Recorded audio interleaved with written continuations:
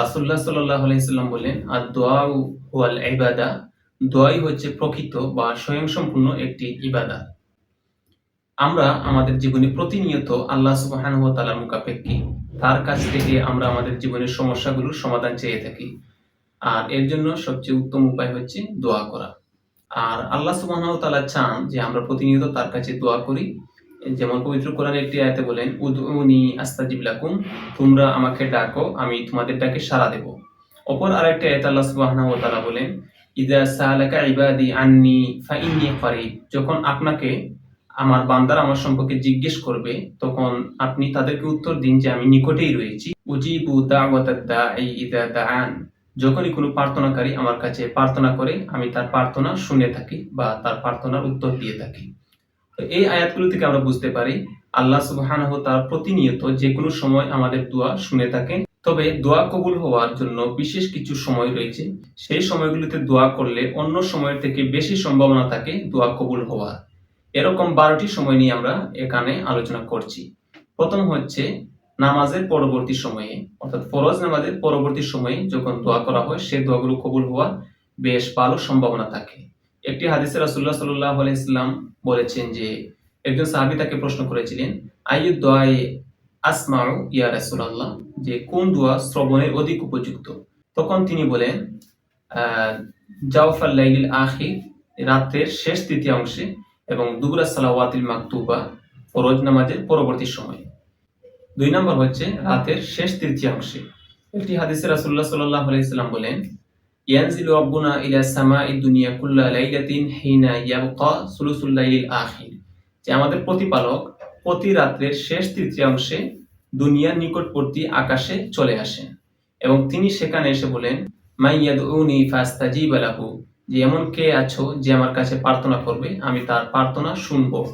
মান ইয়াসআলুনি ফাউতিয়াহু, এমন কে আছো যে আমার কাছে কোনো কিছু চাইবে, আমি তার চাহিদাকে পূর্ণ করব। মান ইয়াস্তাগফিরুনি ফাআগফির লাহু, কে এমন আছো যে আমার কাছে ক্ষমা চাইবে, আমি তাকে ক্ষমা করে দেব। এই হাদিস থেকে আমরা বুঝতে পারি যে রাতের শেষ তৃতীয়াংশে যখন কোনো ব্যক্তি দোয়া করবে, তখন আল্লাহ সুবহানাহু ওয়া তাআলা তার দোয়া কবুল করে থাকেন। তৃতীয় হচ্ছে যখন কোনো ব্যক্তি সিজদারত অবস্থায় থাকবে, তখন যে দোয়া করবে সে দোয়া কবুল হওয়ার অধিক সম্ভাবনা থাকে।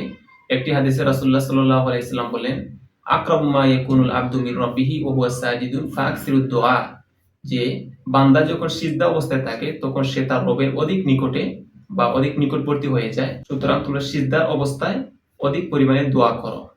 ৪ নাম্বার হচ্ছে আযান এবং ইকামতের মধ্যবর্তী সময়ে। ৫ নাম্বার হচ্ছে আযানের সময়, যখন মুয়াজ্জিন মসজিদে আযান দিচ্ছেন ঠিক সে সময়ে দোয়া করা। ৬ নাম্বার হচ্ছে যখন বৃষ্টি বর্ষিত হয় সে সময়ে দোয়া করা। ৭ নাম্বার হচ্ছে শুক্রবারে যখন খতিব সাহেব মিম্বরে আরোহণ করেন, খুতবা দিচ্ছেন, নামাজ শুরু করার আগ পর্যন্ত এই সময়টা থাকে।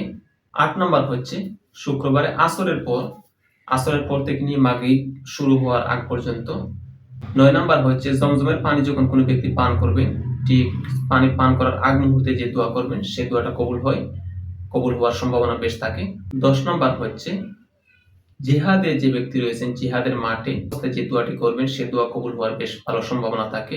১১ নাম্বার হচ্ছে আরাফার দিন, যে উকুফে আরাফার অবস্থায় যে দোয়াগুলো করা হয় সে দোয়া কবুল হওয়ার বেশ ভালো সম্ভাবনা থাকে।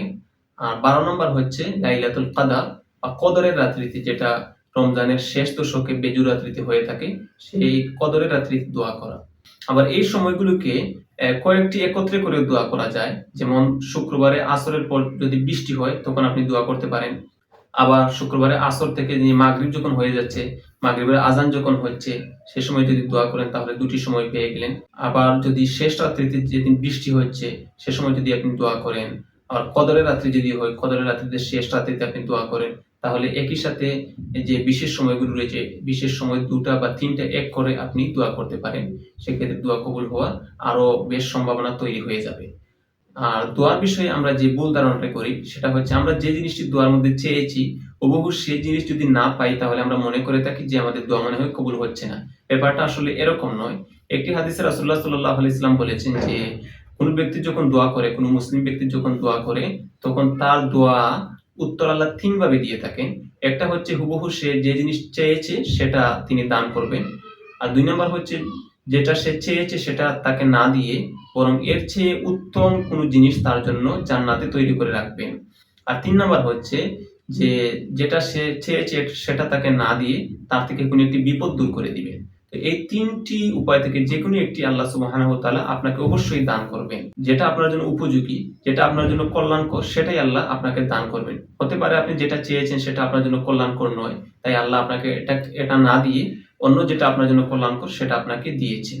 কাজেই আপনি আপনার দোয়ায় যে চাহিদা পেশ করেছেন সেটা না পেলে যে আপনার দোয়া কবুল হয়নি এরকম চিন্তা করা যাবে না। তবে একটা বিষয় খেয়াল রাখতে হবে, দোয়া কেবল সেসব ব্যক্তির কবুল হবে যারা কোনো হারামের সাথে সম্পর্কিত নন।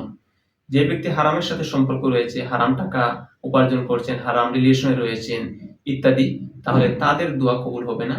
এটাও আমরা অন্য আরেকটি হাদিস থেকে বুঝতে পারি।